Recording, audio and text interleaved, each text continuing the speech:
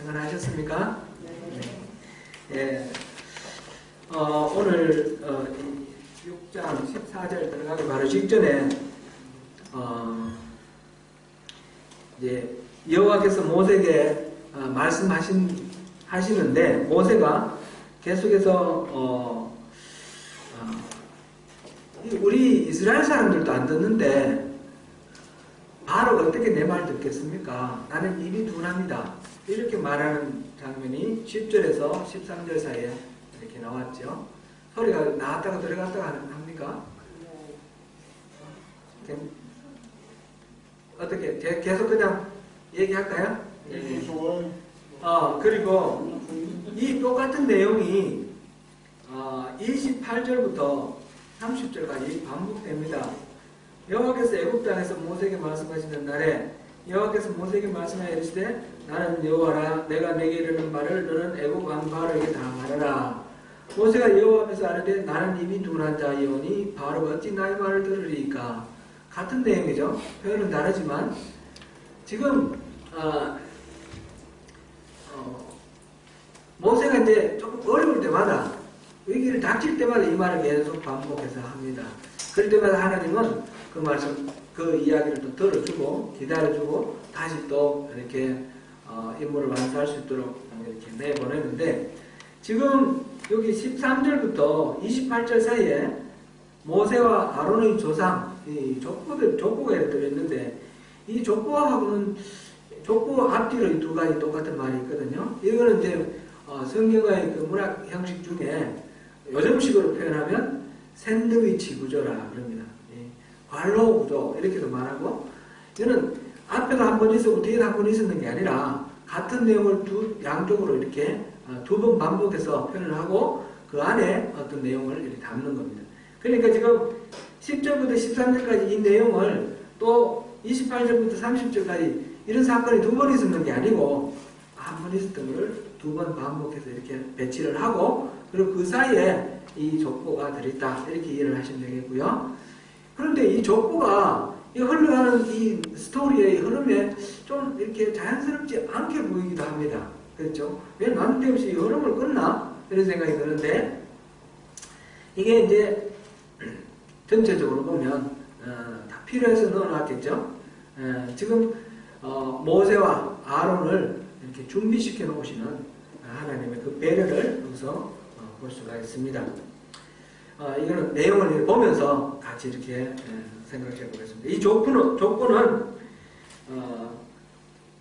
이 성경은 성경 이것도 이게 오해할 수도 있는데 성경은 하나님이 불러주시는 대로 받아 쓴 건 아닙니다. 이 성경 지금 오경은 모세가 기록을 했죠. 모세가 기록했는데 하나님 불러주시는 하면 적고 이렇게 한 게 아니라 내용을 받아서 자기가 소화한 대로 이렇게 기록을 했습니다. 그러다 보니까 조금 이렇게 어떤 부분은 편집하는 부분도 있고요. 모세 당시에는 문자가 충분히 발달이 안 돼서 구절로 이렇게 전달되었다가 나중에 이렇게 문자로 정착되는 과정 속에서 순수가 이렇게 새롭게 배치되는 그런 부분도 있어요. 그런데 그 모든 것들이 다 의미가 있다는 겁니다. 그렇게 편집을 하는 것도 성령님이 감동하셔서 그렇게 편집하셨어요. 그래서 지금 족보가 여기 들어가 있는 거는 그냥 우연히 들어가 있는 것도 아니고 잘못 들어가 있는 것도 아니고 여기 들어갈 만한 특별한 의미가 있어서 들어가 있다. 이렇게 이해를 하고 우리가 이걸 보면 좋겠습니다.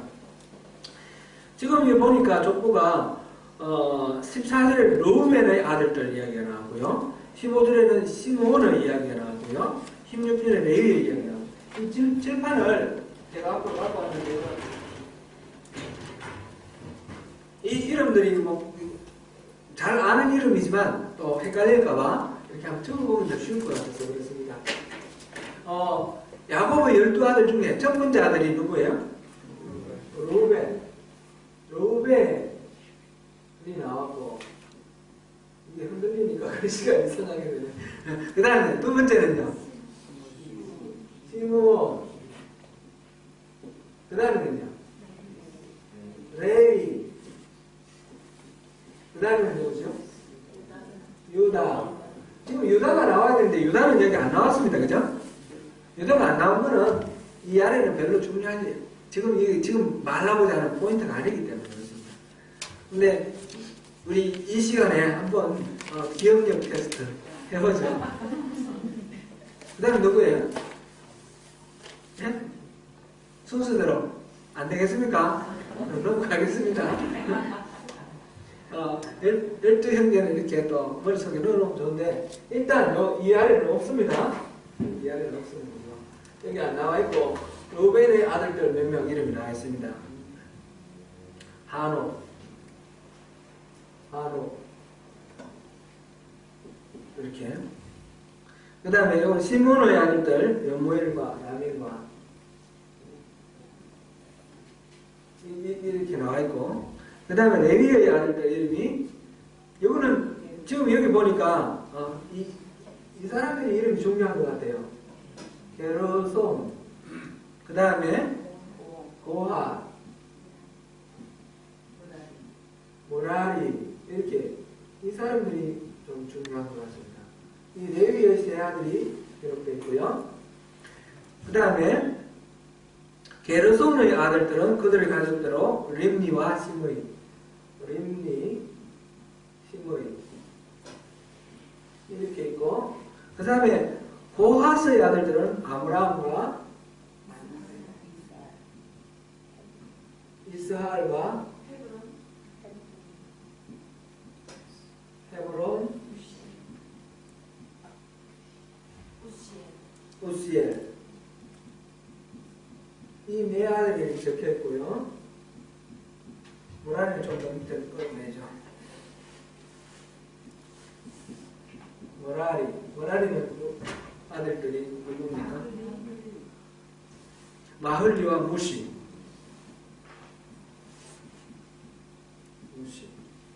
이렇게 있고, 그 다음에는 아므람은 그의 아버지 누이 요게벳을 아내로 맞이했다. 여기서 아므람 나오죠. 아므람의 아내 요게벳이 보니까 고모네요. 그죠? 자기 고모하고 결혼을 해가지고 아이를 낳았는데 아론과 모세를 낳았어요. 아론과 모세를 낳았습니다. 그 다음에 이스라엘은 모라와 네벡과 시그지. 여기도 이제 이게 중요하지 않으니까 이렇게 해버리고, 그 다음 우시엘은 미사엘과 엘사방과 시드리,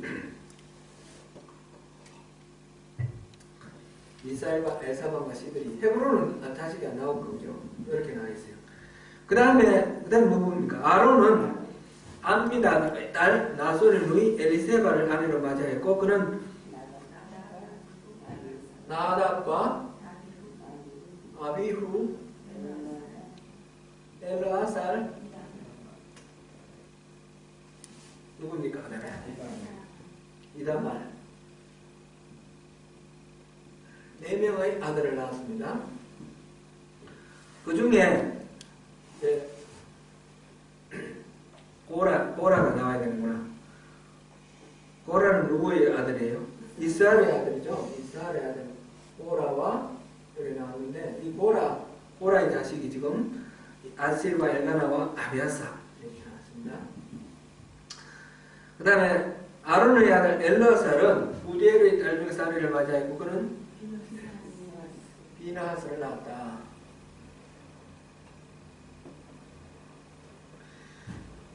이들은 레위 사람의 조상을 따라 가족의 어른들이라. 이스라엘 자손을 그들의 군대들을 애굽 땅에서 인도하라 하신 여호와의 명령을 받은 자는 이 아론과 모세다. 여기서 주인공은 누구인 것 같아요? 아론이 주인공 같습니다. 그죠? 주인공은 모세가 초점이 아니라 아론이 초점이다. 아론이 초점, 여기에 이야기 스토리의 초점이다. 우선은 이 12지파 전체의 족보가 아니고 레위 지파의 족보가 나와 있고, 그 중에서 아론이 중심이다라는 것을 알고 있고요. 알 수 있겠고요.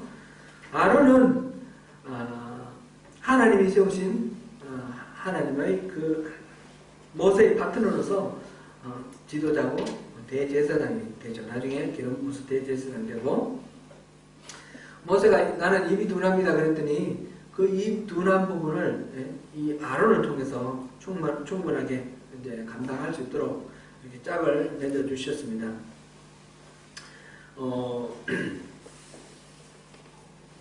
하나님이 일을 하실 때 그냥 무대포로 하지 아니하시고 오래 참아가시면서 일이 되도록 제대로 준비하시면서 천천히 가신다는 것을 여기서 볼 수 있고요. 지금 출애굽기 여기를 통해서 레위 지파가 이스라엘 역사에서 중요한 비중을 차지한다는 것을 보여주고 있습니다. 레위 지파는 지금 여기 32장 보면 아직 안 나와 있지만 32장을 보면 이스라엘 사람들이 그 황금 성가지를 만들지 않습니까? 모세가 시내산에 올라가서 그 성막 설계도 받아 내려오는 동안에 기다리지 못해서 황금 성가지를 만들었을 때 그럴 때 하나님이 진노하시고 모세가 다시 간구하고 용서를 구하고 그래서 결국은 이제 하나님이 용서를 해주시는데 용서해 주실 때 그 황금 성가지를 불에 태워서 갈아서 이렇게 마시게 하는 그런 이야기도 있고 누구든지 하나님 편에 설 사람 나오너라 그랬더니 이 레위 지파들이 다 나왔습니다. 그죠? 레위 지파들이 다 나와가지고 그 다음에 거기서 3,000명이 죽습니다. 그죠? 3,000명을 죽입니다. 죽이고 그 죄의 대가를 이렇게 계산을 하시고 하나님 용서를 해주십니다. 그때에 누가 하나님 편에 설 건가 했을 때 달려 나온 사람들이 바로 레위 지파입니다. 레위 지파. 그 레위 지파가 모세와 아론이 하나님이 선택하신 그 은혜라고도 생각할 수 있겠지만 그렇다고 해서 무조건 다 그 사람들이 그냥 모세와 아론을 봐서 나온 건 아닌 것 같고 하나님의 부르심에 잘 응답해서 나온 것 같습니다. 그래서 이 레위 지파는 이후에 이스라엘의 그 제사장 그리고 성전의 모든 일들을 다 감당하는 그런 역할들을 하는 그런 중요한 지파가 되었습니다. 그들의 하나님 편에 섰던 그 열심 그것을 하나님이 기뻐하셨다 이렇게 볼 수 있습니다. 창세기 34장에 보면 이른바 세겜 사건이 나옵니다. 세겜 사건 우리 안 읽어봐도 기억나실 겁니다. 야곱이 그 바다나람 자기 외삼촌 집에 있다가 이제 돌아올 때 그 세겜 땅을 지나가는데 세겜 땅에서 토지를 샀습니다. 그게 이제 같이 살려고 그렇게 했는데 그 세겜의 추장 하몰의 아들 그 사람 이름도 세겜인데 그 사람이 야곱의 딸 디나를 급탈하는 그런 사건이 있었습니다. 그러고 난 뒤에는 너무너무 사랑해서 결혼하게 달라고 그렇게 강구를 하죠. 그랬는데 이 이민족인 그 사람들이 세겜 사람들이 그렇게 하는 것에 대해서 굉장히 모욕감을 느꼈습니다. 그래서 시몬과 레위 다른 사람들도 있지만 특별히 시몬과 레위가 주동이 되어가지고 이제 거짓말을 한 거죠. 우리 결혼하려고 그러면 여기 성중에 있는 사람 모든 사람 다 할례를 받아야 된다. 그렇게 말하고 그랬더니 그 세겜 사람들이 전부 다 할례를 받았습니다. 결혼을 시켜서 이제 서로 같이 이렇게 평화롭게 공존하기로 그렇게 생각을 하고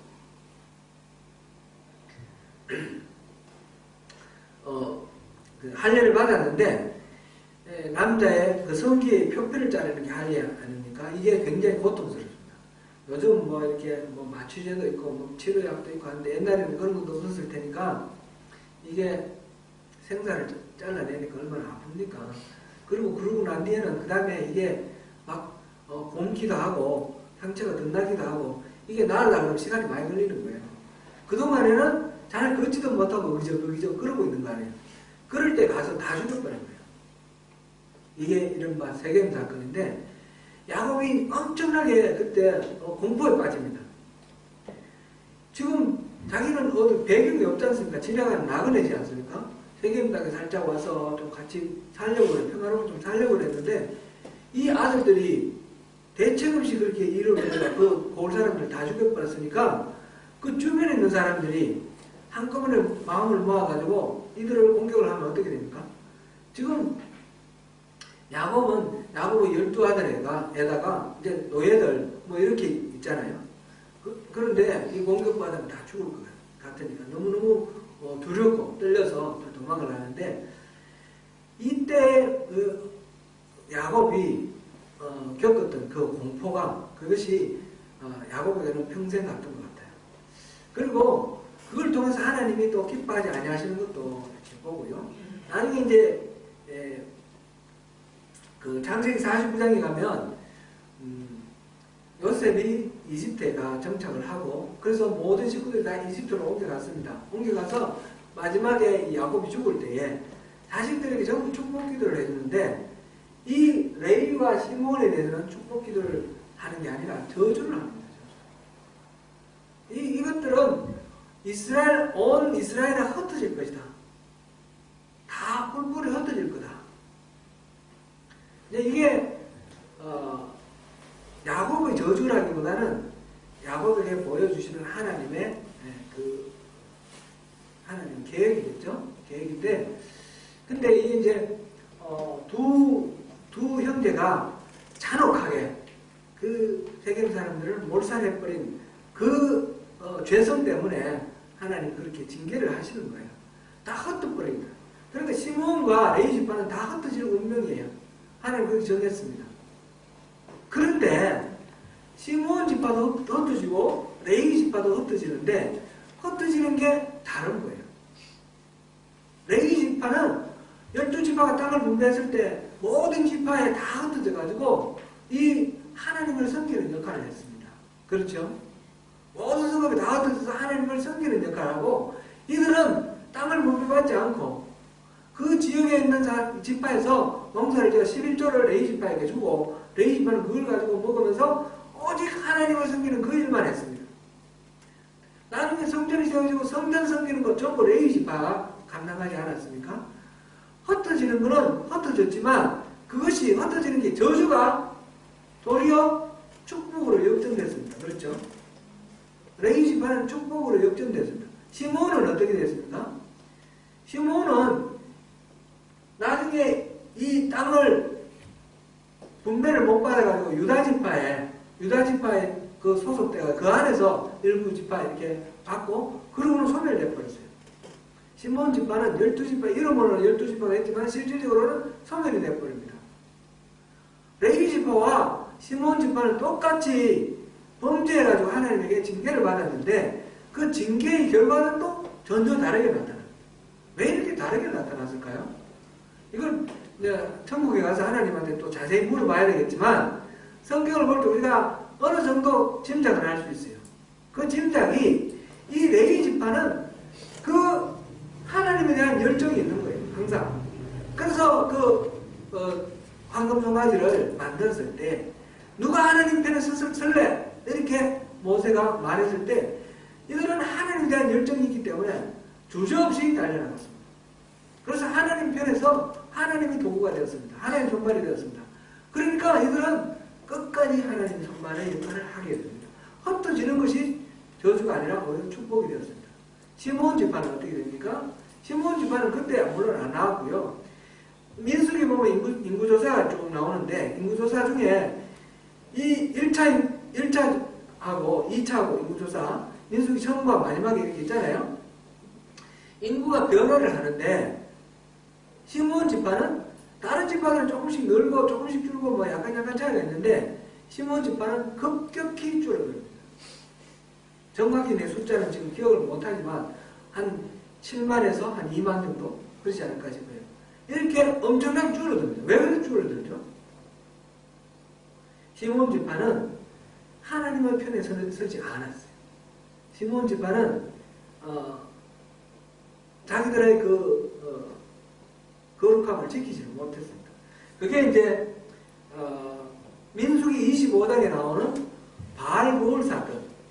바알부올 사건이라고, 이제 요단강 바로 동쪽에서 이제 아직까지 가나안 땅 들어가기 바로 전인데, 그 부올이라는 땅에서, 부올이라는 땅에 있었어요. 그 앞에 발람이라는 선지자가 하나님이 축복하라고 하시는 그 이스라엘 민족을 돈 받고 저주하라고 막 그래가지고 저주하려고 왔다가 하나님이 딱 축복하라 그러시니까 저주는 못하고 계속 축복하고 가지 않습니까? 이 사람은 축복하고 돌아갔는데 나중에 보니까 이 사람이 이 이스라엘 백성들이 저주받는 노하우를 알려준 것 같아요. 그게 그래서 이 사람 발람이 알려준 그 작전이 이스라엘 사람들을 성적으로 타락하게 만드는 거예요. 그리고 보올에서 그 신을 섬기는 바알볼, 그 신을 섬기는 성전에서 여자 사제가 그 이스라엘 남성들을 유혹을 하는 거예요. 유혹을 해가지고 그래서 성적으로 이제 타락하면서 그 신을 섬기게 만드는 거죠.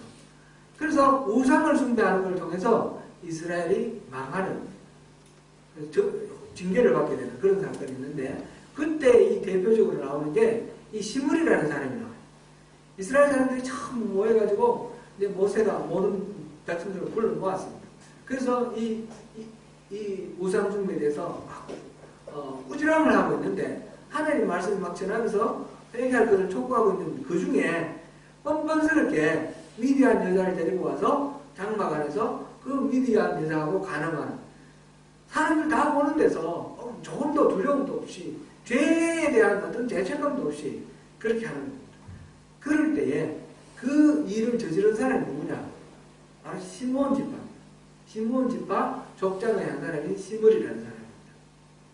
이제 이거는 그 때문에 다 망했다 이런 건 없는데 그걸 이제 우리가 추론을 하는 겁니다.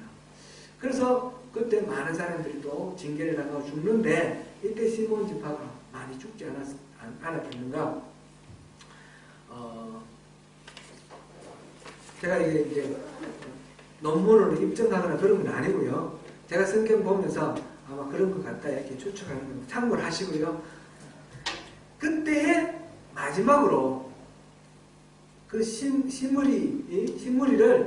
그 많은 사람들이 있는 데서 창을 들고 가서 이 죄악을 저지르는 시므리를 그 남녀를 창으로 찔러 죽인 사람이 있었어요. 하나님의 그 열정을 가지고 찔러 죽인 사람 누구예요? 비느하스. 그 사람이 바로 이 비느하스입니다. 비느하스. 아론의 손자 비느하스. 이 비느하스라 그러면 하나님의 열심, 그 시므리를 죽인. 그래서 바알볼 사건, 그 패역한 이스라엘 백성들에게 하나님께로 돌아올 수 있도록 해서 하나님이 진노를 거기서 멈추시고 더 이상 이 이스라엘에 대한 이 징계가 더 이상 진행하지 않도록 이렇게 가로막은 하나님 진노를 가로막은 그런 사람이 바로 이 비느하스. 그렇게 함으로써 이스라엘이 구원받습니다. 이 레위 지파, 특별히 이 아론의 손자 비느하스가 이어지는 이 계보가 바로 이스라엘을 또 이렇게 종려하게 섬기는 그런 역할을 하게 되는 것을 보죠. 이 비느하스가 바로 제사장이죠. 아론이 대제사장이었는데 나답과 아히후는 죽었죠. 왜 죽었습니까? 하나님이 주신 불 말고 다른 불을 가지고 제사를 지내다가 죽었습니다. 이 나답과 아비후는 죽고 그다음 엘라살과 이다말이 제사장 역할을 하고 이다음 엘라살을 이어서 비느하스가 대제사장 역할, 여호수아에 보면 대제사장 역할을 계속해서 이어갔습니다. 그것이 여기서 이 족보를 여기에 삽입한 이유입니다. 이제 모세가 입이 둔해서 못하겠다 그러니까 하나님이 이 일을 시키시기 위해서 아론을 이렇게 짝으로 지어주시는데 아론이 어떤 사람이냐? 바로 이 레위 지파의 이런 사람이다 라는 걸 보여주시고 이들을 통해서 앞으로 하나님은 어떻게 해나가신다 라는 것을 보여주시는 것입니다.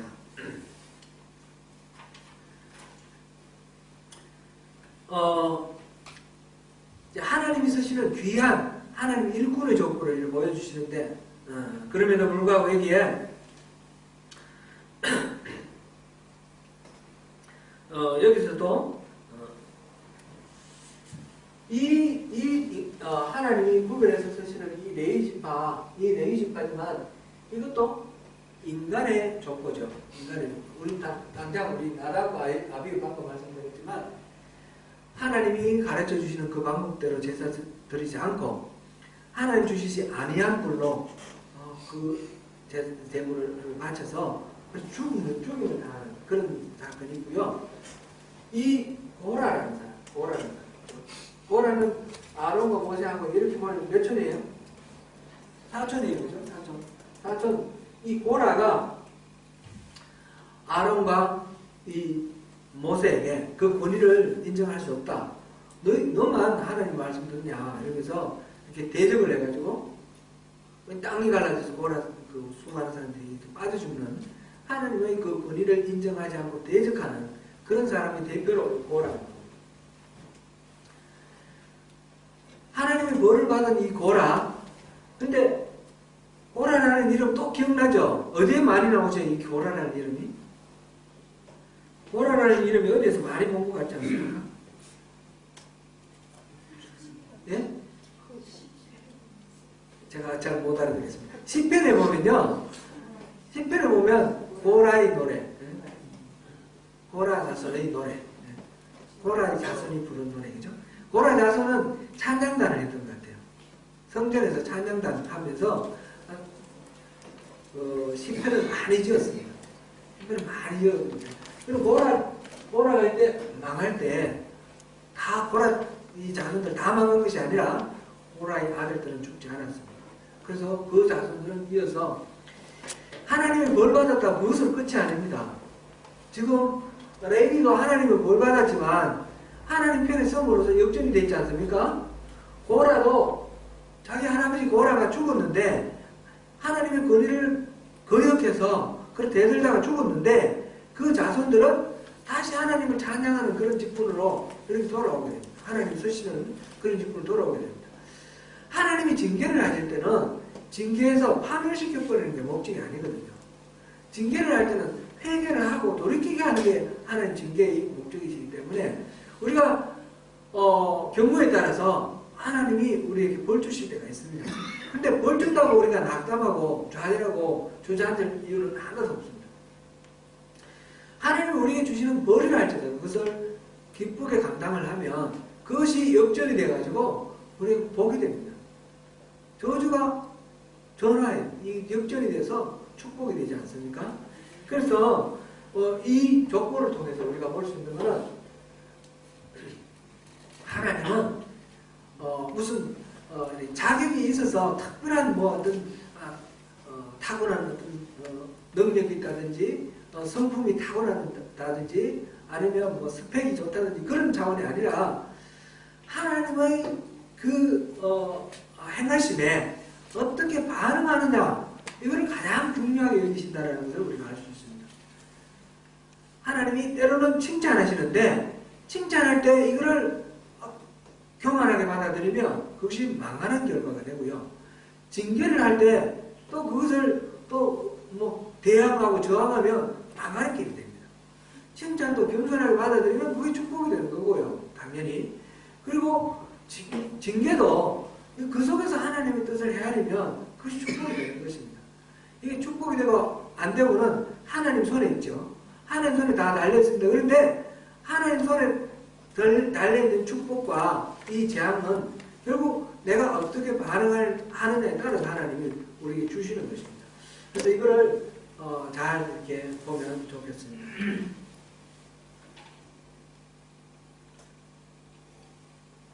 그리고 이제 마지막에 7장 7절에 보니까 그들이 바로에게 말할 때 모세는 80세였고 아론은 83세였다. 그랬습니다. 80세, 83세는 80세, 83세 같으면 인생에 이렇게 보면 어떨 것 같아요? 힘이 한참일 때 같습니까? 아니면 좀 기울 때인 것 같습니까? 이때는 잘 모르겠어요. 지금 여기 레위도 137세, 그 다음에 또 고핫 나이도 133세, 또 아므람, 모세와 아론의 아버지 아므람도 137세 이렇게 살았대요. 그죠? 130세는 보통 평균이니까 80세는 뭐 한참 때 아닐까요? 그죠? 그런 생각도 드는데, 앞으로 지금, 우리 세대는 지금 이 자리에 계신 우리 권사님, 안수 집사님 포함해서 우리 세대는 한 100세까지는 보통 이렇게 살 수 있을 거라고 이렇게 추측을 합니다. 우리 후세대, 우리 찬샘이가 아기를 낳을 정도 되면, 찬샘이 아들이 세대 정도면 한 3, 40세 정도까지 된다고 그렇게 얘기를 해요. 아마 그럴 수도 있을 것 같아요.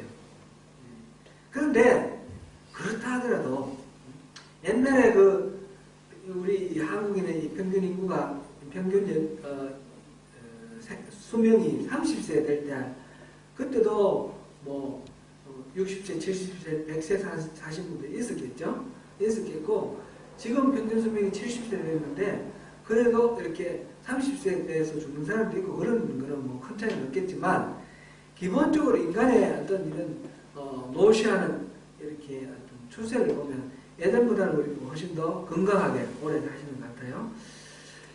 모세 아론 때 이 80세가 어느 정도 될까? 그걸 좀 생각해 보려고 그러니까 이 말이 길어졌습니다.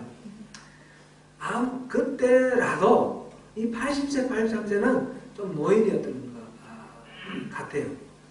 40대, 우리 지금 생각하는 40대 이때하고는 좀 다를 것 같죠. 근데 좀 연세가 많고 그런 80세였어요. 나중에 갈렙이 보니까 자기 나이 80인데 20대랑 똑같이 힘 자랑하는 그런 것도 나오고요. 모세도 120세까지 살았잖아요. 120세까지 살았는데 조금 더 눈이 나빠진다든지 노시했다는 그런 거 없다고 그랬어요. 건강한 상태에서 120에 이렇게 세상을 천국으로 가는데, 그래도 80은 좀 나이가 좀 이렇게 노시한 그런 나이인 것 같아요. 하나님은 그런 거 상관하지 않고 쓰신다, 이 말씀을 제가 드리려고 했는데 너무 길어졌습니다. 죄송합니다. 나이하고 상관없이, 인간의 육신의 건강, 이거 상관없이 하나님 쓰시고자 하시면 약한 사람 건강하게 만들어주시고, 그죠? 하나님 쓰셔야 되겠다면 그렇지 않겠습니까? 100세가 됐는데 한 20년 후에 크게 쓰셔야 되겠다 하면 뭐 최소한 20년은 더 수명을 연장해 주시겠죠. 이 모든 것들은 하나님 손에 있다라는 것을 우리가 생각을 하면서, 다른 것보다도 우리가 하나님께 쓰이고 안 쓰이고는 나에게 있는 것이 아니라 주님께 있다.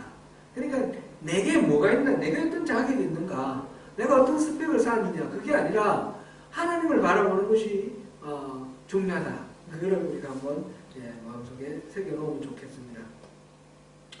하나님께서는 일을 하실 때에 인간이 꼭 안 도와주셔도 하나님 얼마든지 일을 하실 수 있을 것입니다. 우주 만물을 만드실 때 사람이 옆에서 거두는 게 아니고 하나님이 그냥 다 만드셨어요. 그런데 이 모든 만물 중에 인간을 마지막 마스터피스로 만드시고, 하나님의 형상대로 인간을 만드시고, 그리고 인간이 타락을 했지만 그 이후에도 하나님 무슨 일을 하실 때는 그냥 혼자 하시지 아니하시고 항상 사람을 이렇게 통해서 일을 하시기를 원하셔요. 노아 당시에 그 홍수로 모든 사람들을 이렇게 청소해버리고 하나님이 새롭게 재창조, 새로운 창조를 하실 때도 다 없애버리고 새로 아담을 하나 만드는 것이 아니라 그 살아있는 사람 중에 한 사람을 선택하셔서 노아를 통해서 재창조를 하십니다. 그리고 이 죄악에 가득 차 있는 이 세상 속에 살아가는 그 타락한 인간들을 하나님 품으로 회복하기 위해서 아브라함을 부르십니다.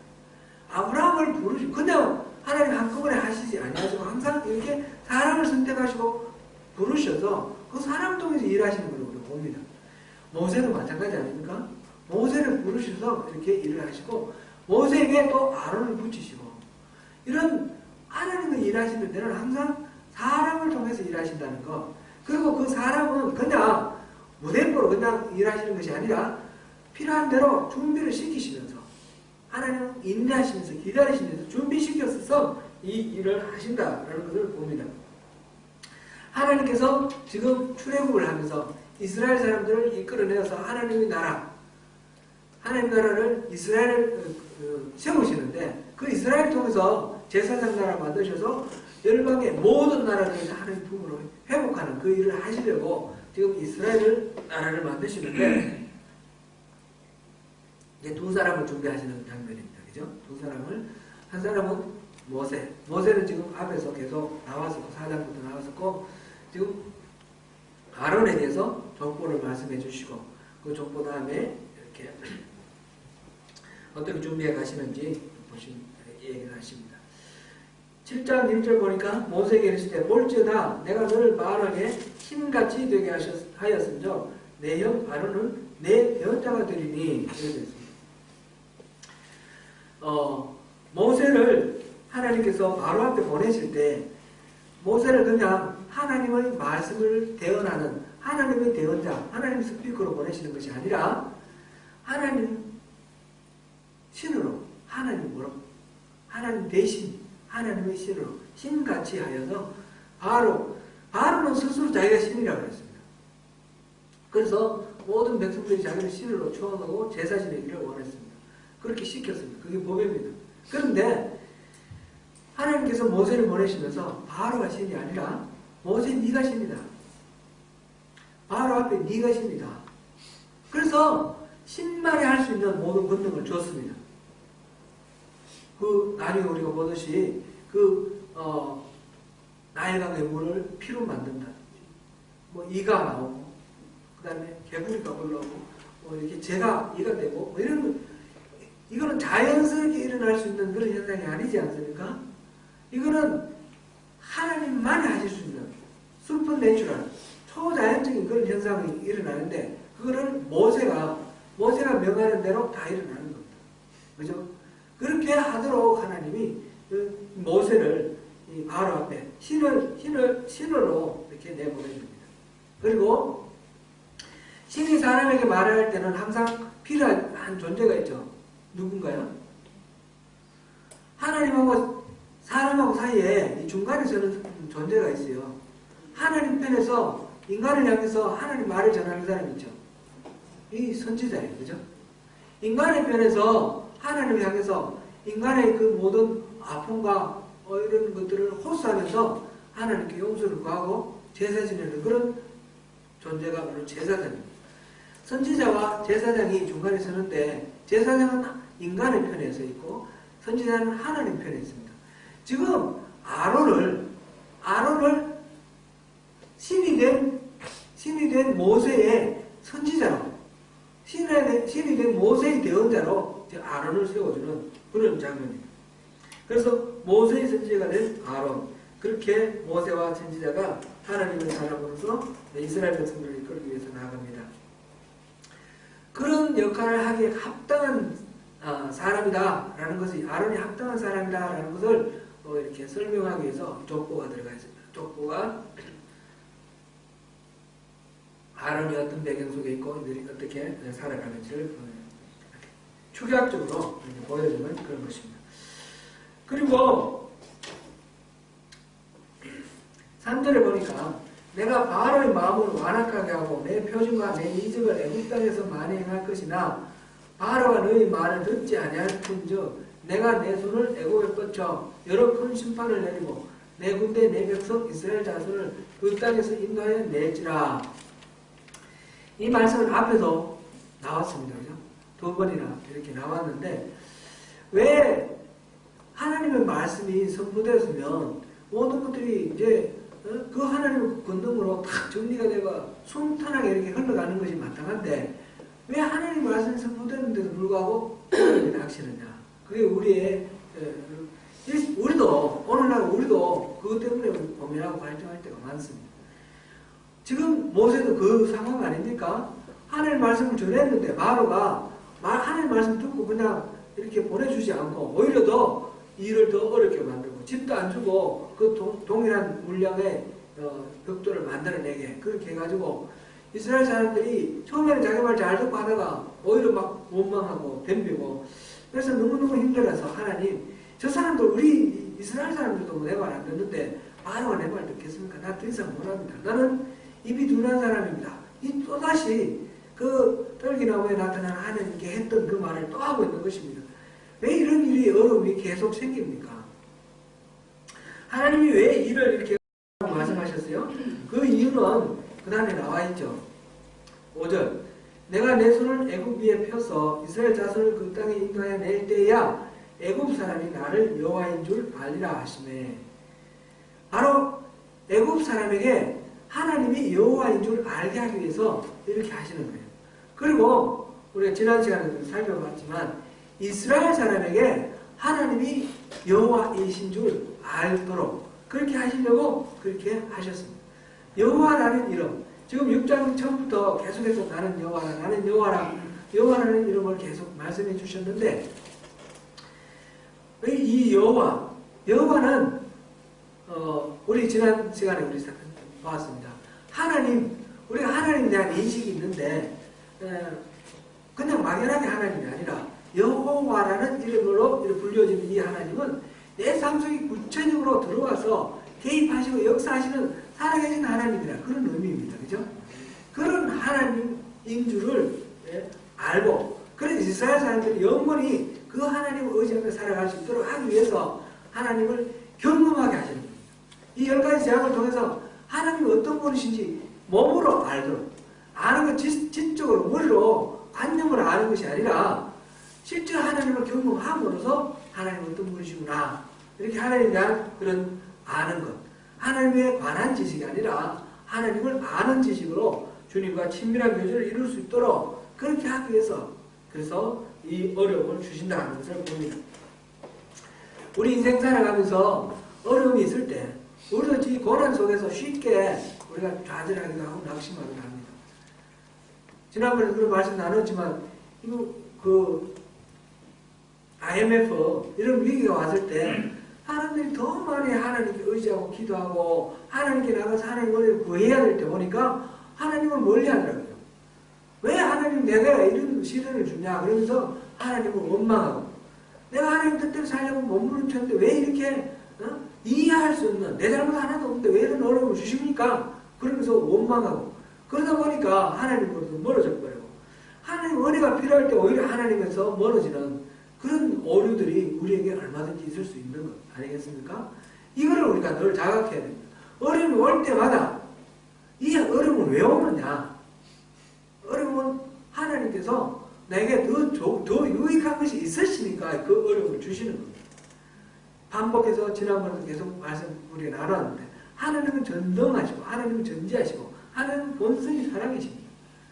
하나님이 능력이 없어서 내게 이 고난을 피할, 이 고난을 없애줄 능력이 없어서 고난을 허락하시는 것이 아닙니다. 하나님은 전지하십니다. 하나님은 내가 이런 어려움을 당하는 걸 하나님 몰라서 그냥 넘어가시는 것이 아닙니다. 다 알고 계십니다. 방법이 다 있습니다. 그러면서 왜 이 고난을 주십니까? 하나님 나를 골탕 먹여서 나를 그냥 망하게 하려고 저주하시는 건가요? 아닙니다. 하나님 본성은 사랑이십니다. 그러니까 사랑이신 하나님이 이런 걸 주신 것은 틀림없이 나에게 유익이 있기 때문입니다. 이거를 우리가 삶 속에 경험을 해야 되는 것입니다. 이런 고난을 통해서 작은 고난을 통해서 한번 경험하게 되면 그 다음에 하나님에 대한 신뢰가 더 커지고 그래서 더 많이 믿게 되고 그러면 더 큰 어려움 속에서 우리가 낙심하지 않고 좌절하지 않고 하나님을 신뢰하며 그 어려움을 믿음으로 돌파해 나가고 그러면서 그리고 나가보면 과연 하나님 살아계시구나 우리가 이렇게 체험하지 않습니까?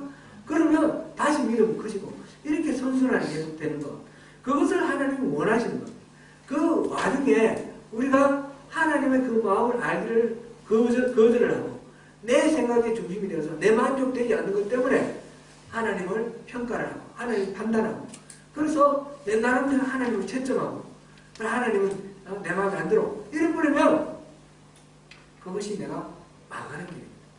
그게 악순환이다. 그러면 그나마 있던 믿음도 잃어버리고 우리는 더 큰 어려움을 빠지고 그렇게 되어가는 것입니다. 그래서 하나님께서는 이런 어려움을 통해서 하나님이 누구신지 알게 하시기 위해서 이걸 주셨다라고 하는 이 말씀, 이 7장 5절 말씀 이걸 통해서 우리가 우리 삶 속에서 하나님을 더 가까이 할 수 있는 그런 비결을 얻으면 좋겠습니다.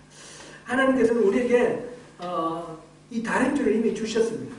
다림줄을 주셨는데 다림줄을 주셨음에도 불구하고 이 다림줄을 볼 수 있는 능력은 때로는 주시기도 하고 안 주시기도 하는 거예요. 지금 신명기 29장이었죠? 이 신명기 29장을 지난번에 봤는데 한 번 더 보시죠.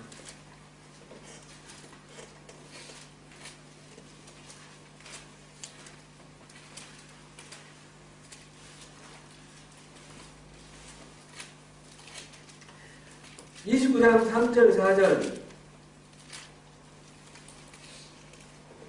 3절 4절 두 조용만 읽겠습니다. 곧 그 큰 시험과 이적과 큰 기사를 내 눈으로 보았느니라. 그러나 깨닫는 마음과 보는 눈과 듣는 귀는 오늘까지 여호와께서 너희에게 주지 아니하셨느니라. 이 깨닫는 마음, 보는 눈, 듣는 귀, 이거는 이 구약 성경에도 여러 번 계속 이사야서도 나오고요, 신약 성경에도 계속 나와요. 마태복음에 나오고 요한복음에 나오는데 하나님이 안 주셨다고 했습니다. 이 깨닫는 마음, 보는 눈, 듣는 귀를 주시는 분은 하나님이셔요. 그러니까 하나님 안 주셨으니까 우리 모르는 것, 우리하고는 상관없는 거, 우리 책임 없지 않느냐. 우리 책임 없는데 왜 하나님 우리를 벌 주시느냐. 이렇게 말할 수가 없다는 겁니다. 어떤 사람에게 주고 어떤 사람에게 안 주시느냐 이거죠. 이집트에서 나와서 가나안 땅 가기까지 40년 동안 광야에서 수많은 기적과 이사를 봤는데, 그런데 이 이스라엘 사람들은 이 깨닫는 마음, 보는 눈, 듣는 귀를 못 받았습니다. 하나님 안 주셨습니다.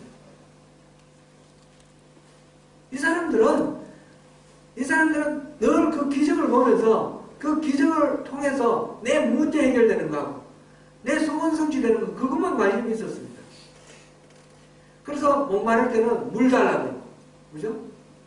저기 뒤에 오니까 막 우리 다시 애굽 땅으로 돌아가자 그러고, 이런 식으로 자기들의 목적에 맞는 것, 자기들의 만족을 구하는 것, 이거에만 관심을 가졌으니까 수많은 기적과 이사를 처음 했어도 하나님의 마음, 하나님의 길, 하나님의 뜻을 알고자 하는 마음이 없었으니까 이 하나님의 마음을 볼 수 있는 깨닫는 마음, 보는 눈, 듣는 귀를 하나님이 못 주시는 거예요. 원하지 아니하니까. 반면에 모세는 어떻게 했습니까? 모세는 끊임없이 하나님 그것을 구했습니다. 그래서 지난번에도 우리가 봤는데 황금성까지 만든 그 사건 다음에 하나님이 그래 좋다, 너희들 용서해 주겠다 그러면서 그 가나안 땅 7부족 내가 다 청소해 줄게, 그래 너희들 올라가서 잘 먹고 잘 살아라, 나는 가지 않겠다. 그렇게 했을 때 모세가 어떻게 했습니까? 함께 가지 아니하시려거든 우리를 올려보내신 마옵소서, 이렇게 말한 거예요. 모세의 마음은 하나님과 함께하는 것이지 가나안 땅에 가서 적과 꿀이라는 가나안 땅 차지하는 게 모세의 마음에 있지 않았습니다. 모세의 마음에는 하나님과 함께 하시면 이 광야가 더 좋다는 것입니다. 하나님이 없으시면 가나안 땅도 아무 소용이 없다는 것입니다. 모세의 관심은 하나님과 함께 하는 것입니다. 하나님이 함께 가시면 가나안 땅에 갈 거고, 하나님이 함께 안 가시면 이 광야에 머물 거고, 그런 모세, 하나님의 마음을 구하는 이 모세에게 하나님은 마음을 다 보여주셨습니다. 그래서 지난번에 이렇게 표현했죠. 하나님의 얼굴을 구하는 모세, 하나님의 얼굴을 구하는 모세에게는 하나님께서 자기 자신이 누군지 알려주시고, 하나님을 아는 지식이 관한 지식이 아니라 하나님과의 친밀한 교제 가운데 하나님을 깊이 알 수 있는 그런 하나님을 아는 하나님 자신의 얼굴을 보여주셨고, 하나님 손에 들린 선물만 구하는, 하나님 손을 구하는 이스라엘 사람들에게는 그 소원을 풀어주시고 기적을 통해서 그 문제를 해결해 주시지만 그것으로 끝인 거예요. 깨닫는 마음, 보는 눈, 듣는 귀를 주시지 아니하신 거예요. 이거는 예수님 때도 마찬가지예요. 우리가 하나님께서 우리에게 은혜 베풀어 주실 때 그 은혜 베풀어 주신 하나님께 감사하며 그 하나님을 알기를 원하고 주님께 가까이 나가기를 원하고 주님 안에 깊이 우리가 들어가는, 주님께 가까이 나가는 그것을 소원하고 나갈 때, 그럴 때 하나님이 마음을 보여주시고 깨닫는 마음, 보는 눈, 듣는 귀를 우리에게 허락하시는 겁니다. 내 소원 성취, 내 문제 해결 이것만 계속 요구하면, 그러면 하나님은 그 문제를 풀어주실지라도 그것으로 끝이라는 거죠. 그것으로 보는 눈, 듣는 귀, 이 깨닫는 마음을 안 주시면 결국 하나님을 마음을 알 수 없으니까 하나님과 친밀한 교제를 이룰 수가 없습니다. 그래서 우리 신앙은 우리가 열심히 기도해가지고 우리가 기도하는 대로 하나님한테 열심히 신앙생활을 하겠습니다. 이렇게 해주세요 해가지고 그 복 받는 그것이 우리 신앙이 아니라는 것입니다. 신앙의 목표가 아니라는 것입니다. 그거는 기복주의, 그죠? 기복주의가 왜 잘못됐느냐면 자기중심이기 때문에 그렇습니다. 자기 목적 성취하기 위해서 신앙생활을 하기 때문에 그거는 하나님이 복을 이렇게 우리 현실적으로 우리가 갖고 있는 이 문제를 풀어주시는 그런 방식으로 하나님 응답하실지라도 그건 하나님의 마음이 아닙니다. 자기중심, 이 자기중심에서 벗어나야 됩니다. 그래 하나님 중심으로, 그래 하나님의 얼굴을 가고 하나님이 누구신가, 하나님이 어떤 분이신가, 하나님 마음속에 들어있는 하나님의 뜻은 무엇인가, 하나님의 길은 무엇인가. 그래서 나를 부르고 자기를 부인하고 나는 죽고 그리고 주님을 따라가는 그런 삶이 이것이 신앙입니다. 오늘도 이 출애굽기 7장 7절까지 말하는 이걸 통해서 다시 한번 우리가 우리 신앙의 이 모든 것들을 보고 어떻게 하면 하나님을 알 수 있을까? 하나님을 알 수 있는 것은 하나님과 더욱 친밀해지는 것은 하나님 손을 구하는 게 아니라 하나님 얼굴을 구하는 거예요. 하나님 자신을 알려고 하고 그리고 하나님 말씀하실 때 순종하고 나가는 겁니다. 순종하면 더 큰 은혜를 주시고 그리고 사람들이 뭘 어떻게 생각할까? 사람들의 어떤 이모 그거를 신경 쓰는 게 아니라 이 상황 속에서 하나님은 나를 어떻게 보실까? 하나님의 관점이 항상 기준이 되어야 됩니다. 그리고 하나님에 대해서 우리가 두렵고 떨리는 마음으로 나가야 됩니다. 하나님이 어떻게 하시든 나는 내 배짱대로 나갈 거다. 이거는 정말 멸망으로 달려가는 지름길입니다.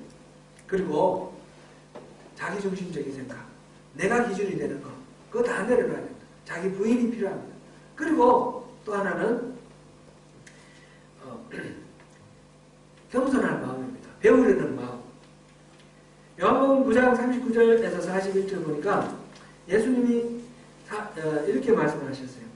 예수께서 가라사대 내가 심판하러 이 세상에 왔으니 보지 못하는 자들은 보게 하고 보는 자들은 소경이 되게 하려 하며 하시니 바리새인 중에 예수와 함께 있던 자들이 이 말씀을 듣고 있는데 우리도 소경인가? 예수께서 가라사대 너희가 소경되었으면 죄가 없으려니와 본다고 하니 너희 죄가 그대로 있느니라.